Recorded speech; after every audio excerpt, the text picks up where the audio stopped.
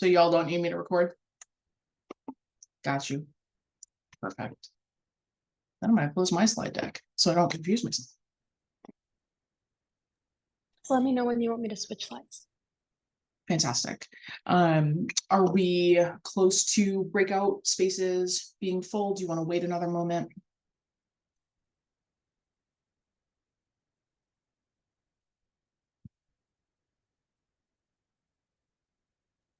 Once we're in the breakout rooms, it's hard to tell like how many people are left to be assigned. I would say just go ahead because there's about 10 people left unassigned, so we're good to go. Okay, fantastic. Nolan, you can go ahead and start recording whenever you are ready. I've already taken the liberty of doing that. We're good. Perfect. Well, good morning, good afternoon, good evening, everybody from wherever you are across the globe. My name is Ashley, or Ash Boltrashek.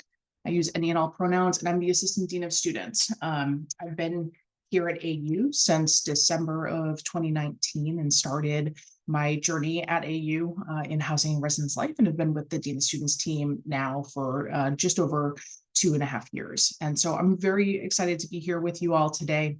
And we're going to be talking generally about how to prepare for all of the things conversationally with your student before they transition over to DC full-time with us, for many of them on campus. So you're welcome to go ahead and move forward. So I am on the last slide deck, and you can just skip right through that. Those are some of my wonderful colleagues. They all have already presented for folks over the past couple of days. And so you're stuck just with me today. So we're gonna ride on through questions, concerns. Feel free to drop them into the chat and we will try to answer them as best as possible as we move forward. So quick overview. One thing to know about me is I believe in your ability to see and absorb information on some level that is appropriate for you. So I promise you, I will not read you slide by slide for the next 30 minutes of our time together. But generally speaking, our time today, we're going to talk about how to approach this transition with your students. Each one of us has unique and individual relationships with our parents and our loved ones. And those for many of us change when we start our time at college. And so we want to prepare everybody as best as we can for some new experiences, new challenges, and new successes along the way.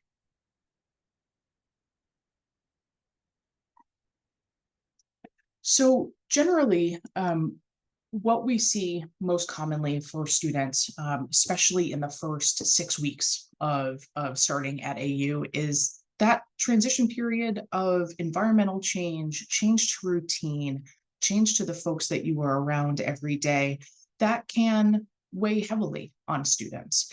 And sometimes it's hard to identify that that's what's happening. And other times it's very clear for students that that is what's happening for them. And so we're wrestling and balancing and helping students manage not only the academic transition, but then for most of our students, the regional transition to being in the District of Columbia. You may see that my background has snow on it because I am desperately in need personally of cooler weather. It has felt like 108 here many days the past few weeks, and that is far too hot for me. And so it could be environmental. Many of your students may start experiencing some allergy changes. We have a very high pollen and various pollen count, and so that might be something they're experiencing for the first time.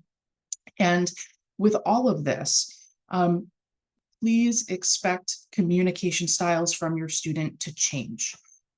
I know we might not want them to. That might not be the plan that you set with them from the moment that you send them out the door and part ways, but communication styles will change and their schedules will change. And so if you're accustomed to your student, speaking to you every morning through text message or a phone call, there could be a morning where they wake up not feeling well and they shut their alarm off and they potentially miss a class, and you wouldn't know that they are still asleep, right? And so we really want to think about how we prepare both for you and your student expectations around how you're going to navigate these shifts as they adjust to their first semester, certainly, but especially within those first 6 weeks.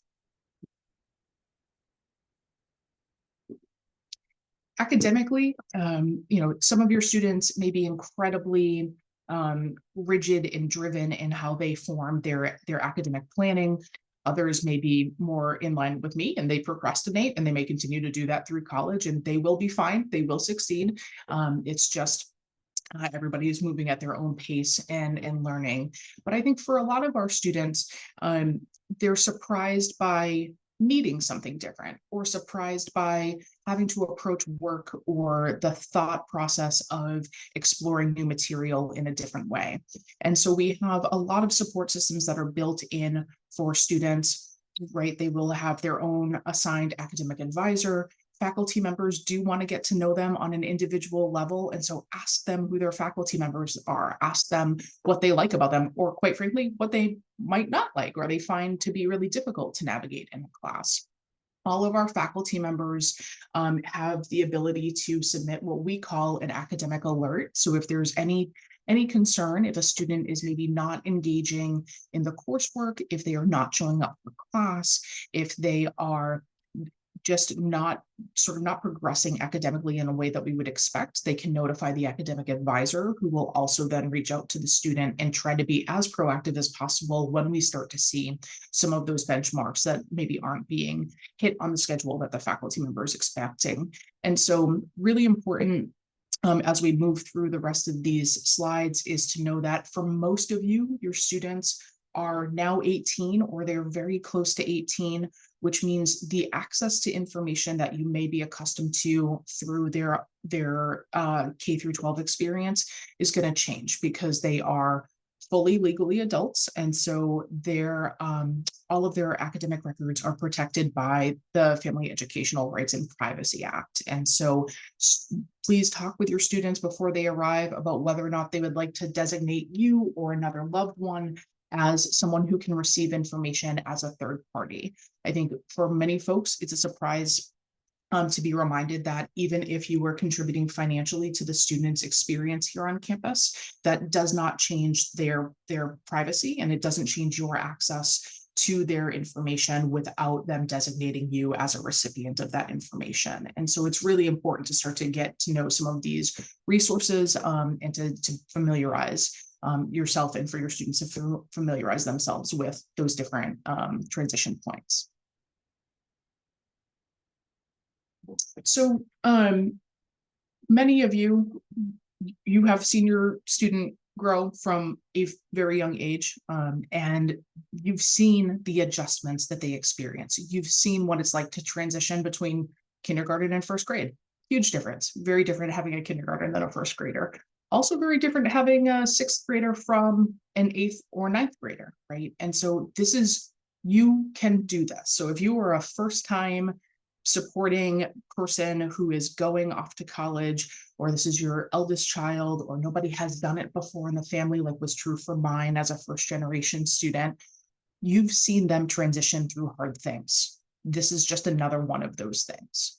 And so all of the instincts that you have used up until this point, all of the things that you have checked in with them about of how they're feeling, if they're feeling well, if they're eating, if they're sleeping, if they are making connections and making connections that feel meaningful to them, those questions will go far and wide as they continue to navigate and figure out how to center themselves in this new experience.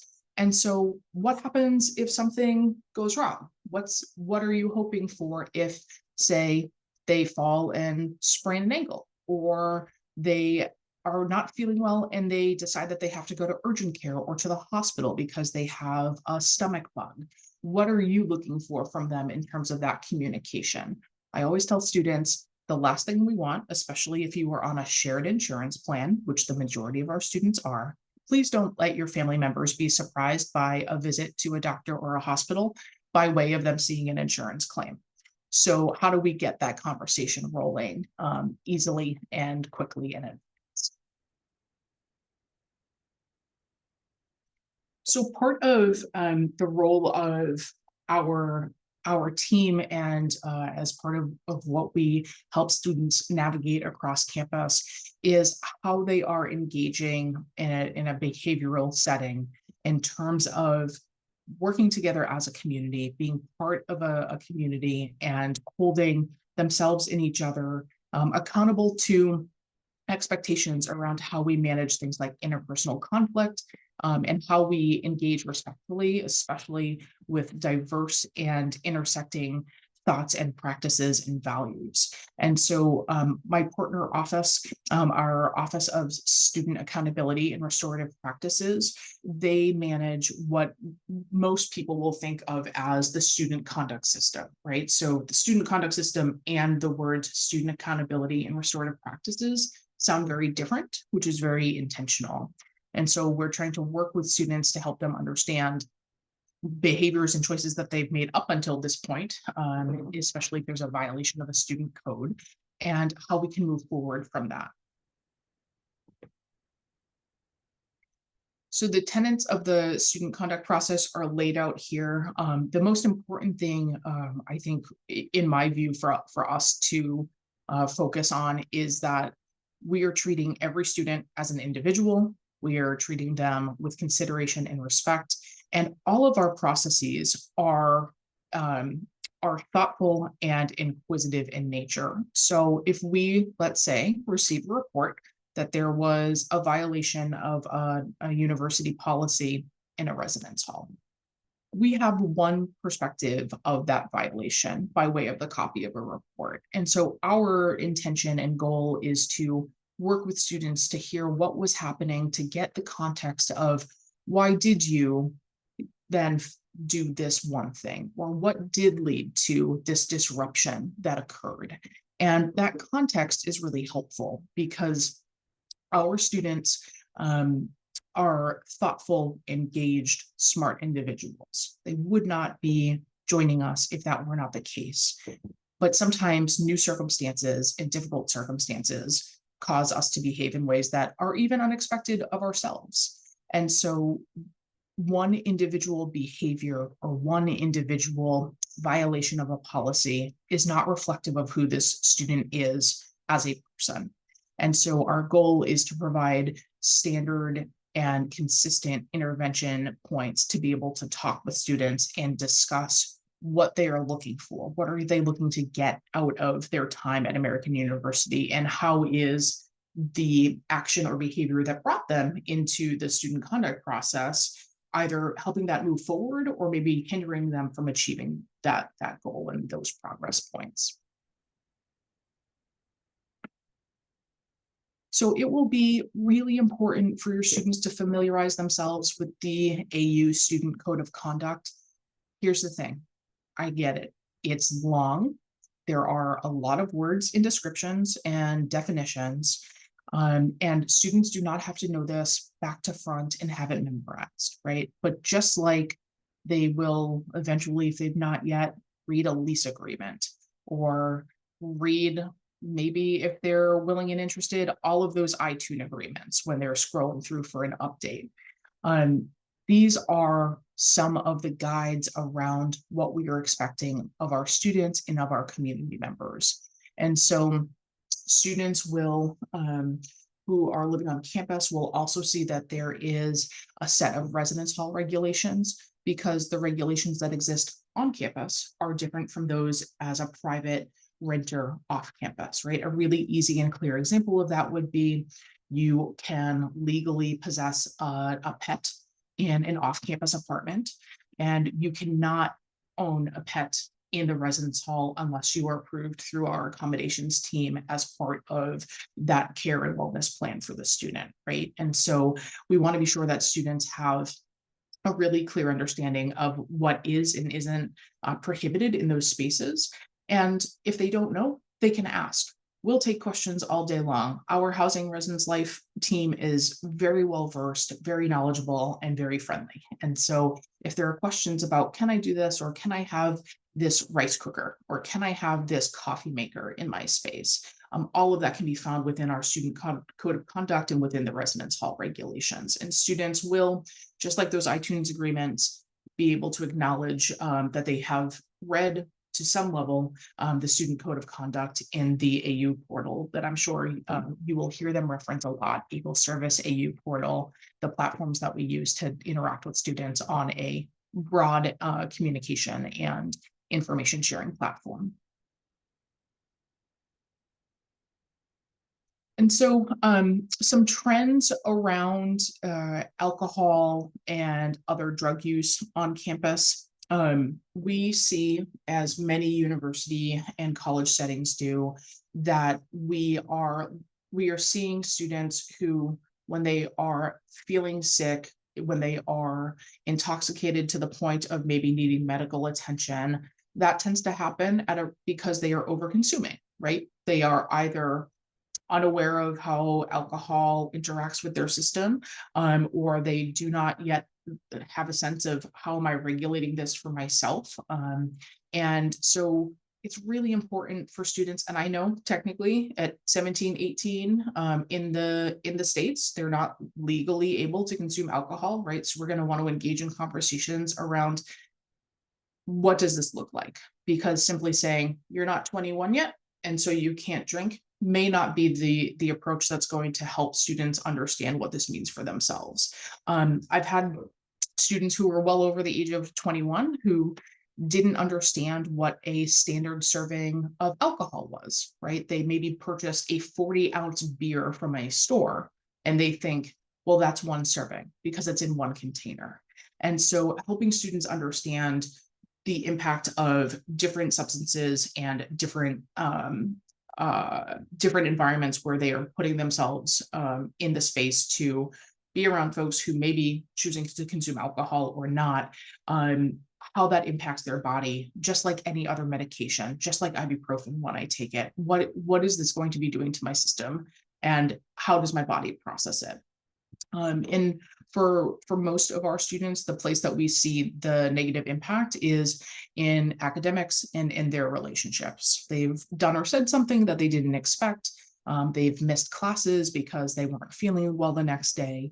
And we've certainly had students who are reporting like, oh, I overconsumed to the point that I don't remember part of my evening. And so that's when we start to see those higher risk behaviors start to come forward. And our approach to that is supportive. And so typically students who have a violation of our alcohol and other drug policies, they are assigned to meet with one of our staff members out of the Center for Wellbeing to talk about their alcohol and drug use and to talk about risk factors and how to maybe make their social time still enjoyable while managing and reducing some of those harmful behaviors or those harmful points of engagement for themselves. So depending on where you are in the world and what your regulations are where you live, for some of you, you may be in a space where marijuana is fully legalized. There may be some individual restrictions around what it means to personally own or personally consume marijuana, or it could be you cannot have it at all and it's still illegal.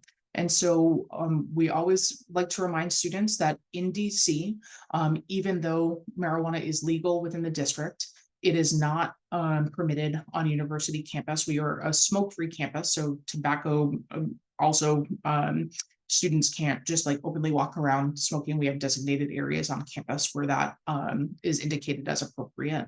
But even if you are of age and legally able to possess it off campus, you cannot have it on campus. And that is, it's very important to remember because we are upholding federal regulations and expectations about what it means on our campus to be monitoring and assisting with the engagement that students have with alcohol and other drugs as it relates to how we receive federal funding for our students. And so it's really important for us to uphold and address any violations or concerns that we see as violations are brought to our attention, because if we ignore it, right, if my personal belief is different from what we have to enforce on campus versus being in a district, that puts us in a really difficult position of potentially jeopardizing our funding and all of the funds that students receive. And so we will follow up with students, we will have educational conversations,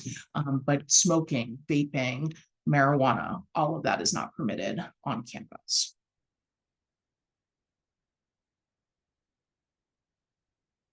And then one other piece we like to touch on is students will hopefully start to find their pockets of their people, whether that's rallying behind sports, like rec fit activity that they are excited about, or joining an organization on campus. Just like us as an individual in a community, all of our student organizations also have expectations to meet as a with regard to their conduct. And so by that, I mean, when we are seeing or hearing that students who are trying to participate in the cheese club, that they are being asked to, when they enter every meeting, to have their phones taken, have their keys taken, have their wallets taken, and that their personal belongings are being restricted in some way, or they are being asked to engage in traditions or in some sort of ritual as a way to receive additional information or to gain membership into that organization. So we have lots of things that we're looking at across our student organizations around their conduct and their behavior and how they are recruiting and maintaining the members in their membership. And so if a student is ever feeling like, this, I like to think about it as the gut check, right? If they're like, oh, this is a little strange that I'm being asked to do this because I'm interested in this organization on campus, they should let one of our team members in the Center for Student Involvement, who coordinate many of our student organizations, let one of the professional staff members know that they're experiencing behavior that is concerning to them in some way. And I like to tell students and families, I'd rather you tell me 99 times or ask me 99 times about something and we clarify it and can confirm what the expectations are, rather than you feeling like I have one moment here where I could have used assistance and I didn't ask. And so that's really important to remember and to help your students think through as well, is who might have this information and how can we get confirmation of what you're experiencing. So some of the resources and how you can help as a family member, as a loved one for your students. So all of you, whether it was through college or it was a move or a new job or becoming a parent, you have done hard transitions in your life, period. And you have likely had folks around you in some capacity that you've been able to process that with, to talk through those things with. And if you didn't, you know what it's like to be sort of siloed in that way and to feel like I need somebody that I can rely on in these moments. And so even if you can't relate directly to the individual thing that your student is experiencing, you've experienced transitions and difficulties and you have made it through them, and your student will too, even though it might feel really catastrophic in the moment. And so listen to your students, ask them questions, and ask them questions that might feel hard. I still give my mom a hard time. I'm almost 40. That continues to happen. So that won't go away for those of y'all who are thinking it might either. Sorry for that date. But encourage them to talk to professional staff. We have staff members all across campus who are poised and ready and eager to help your students adjust and help them maintain a sense of normalcy and community. And that will be really important. Many of your students may experience for their first time at AU failure of some kind, whether that's they've always been an A student and they've now received an A-. For some students, that is absolutely catastrophic. They feel like their entire academic career has been thrown away. That's not the case. And we try really hard to help them understand that. But we need your help too to reinforce that when they're feeling like things just can't possibly be successful after this. I see a comment regarding HIPAA and FERPA. So I do want to just touch on that quickly. So yes, your student, if they have reached the age of 18, HIPAA and FERPA, in terms of their privacy of their medical records and or their student records, transfer to them as an adult. And so for those of you who may be supporting students who are 16 or 17 and will turn 18 at some point as they are already enrolled in the university, once they turn 18, those legal responsibilities of privacy shift. And so our Student Health Center, our Center for Wellbeing, our victim advocacy services, they all are protected under HIPAA, and they are all confidential resources. FERPA can be waived through by a student individually through their Eagle Service portal. And some of our offices, mine included, require an additional layer of FERPA release that we work with students on if that's something they're interested in when they are navigating processes with us. And so encourage them to reach out to somebody. It can be their RA if they're living in the residence hall. It can be a faculty member. And they don't have to ask what might be seen as the right person. They just have to ask somebody. We will get them connected where they need to be connected.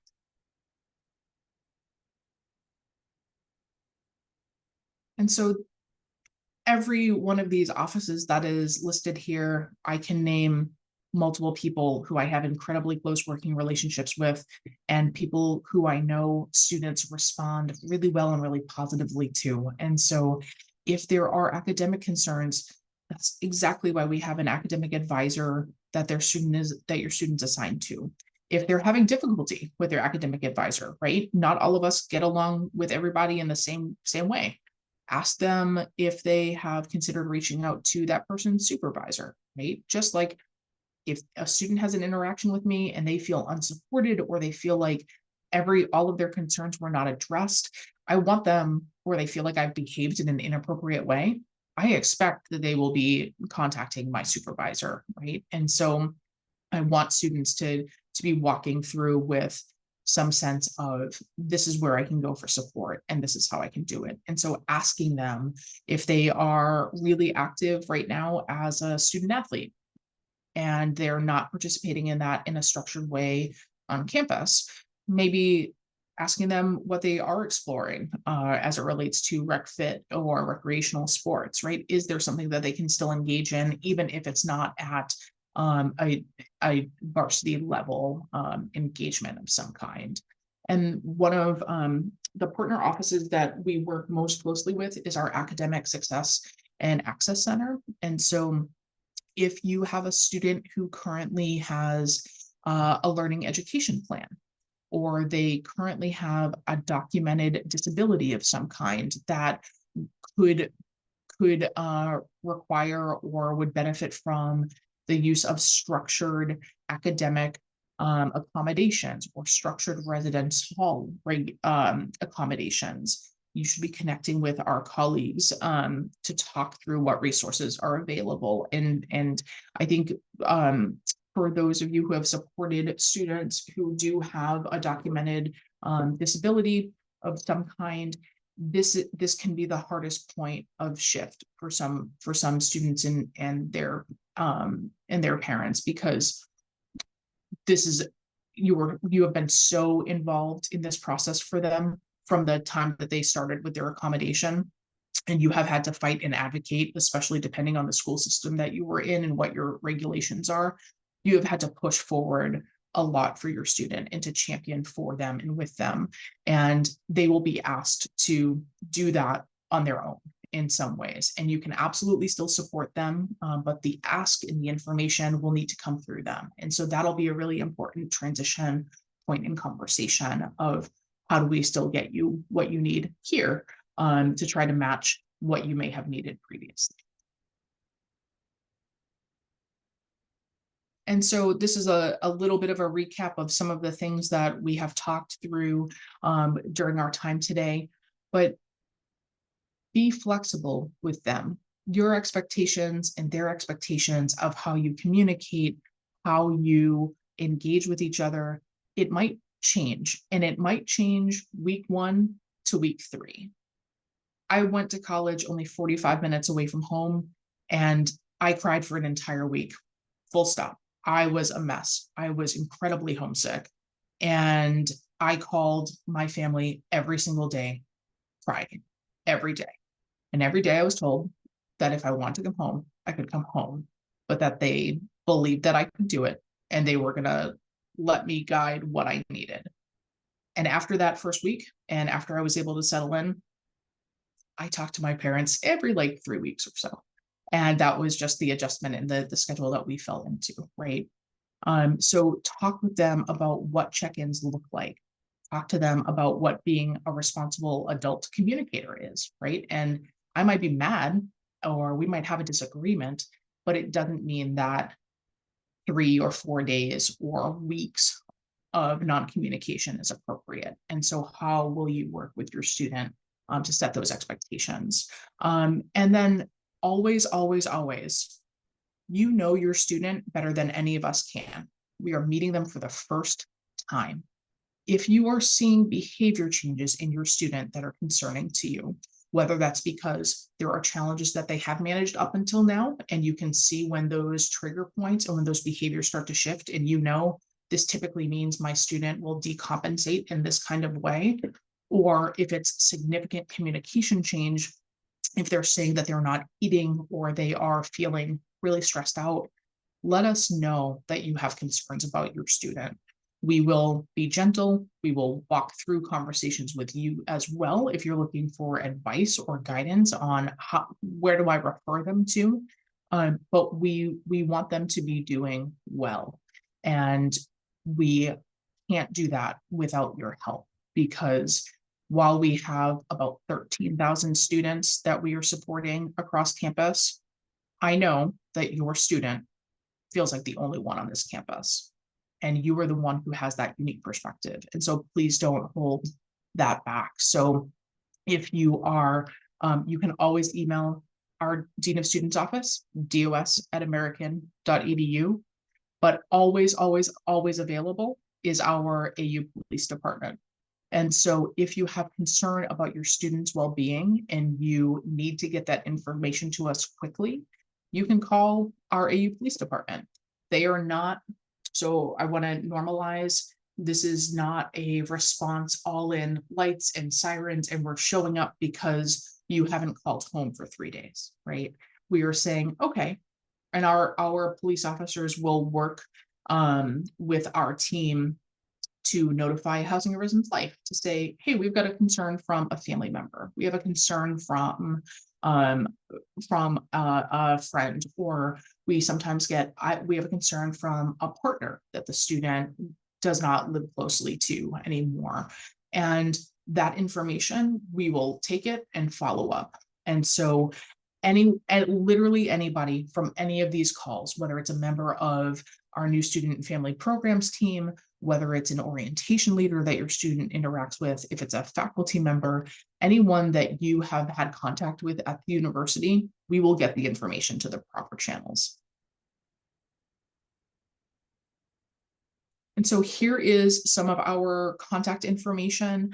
Our office, for those of you who have been or who may be on campus at some point with us, the Butler Pavilion, which is where it's right underneath our large overhang, is where the gym and the pool is. We are 2 floors above that entryway. And so we are centrally located, and you are always welcome to email, to call. We do check voicemails. We do respond back. Our frontline team is fantastic. You will likely, if you contact us at any point, you'll see the name Jonah Hyatt. He is our admin, and he's incredible and fantastic. And so please don't hesitate to reach out. There's no question too small, and we will always want to make sure that you are informed and that your student is informed and know your options.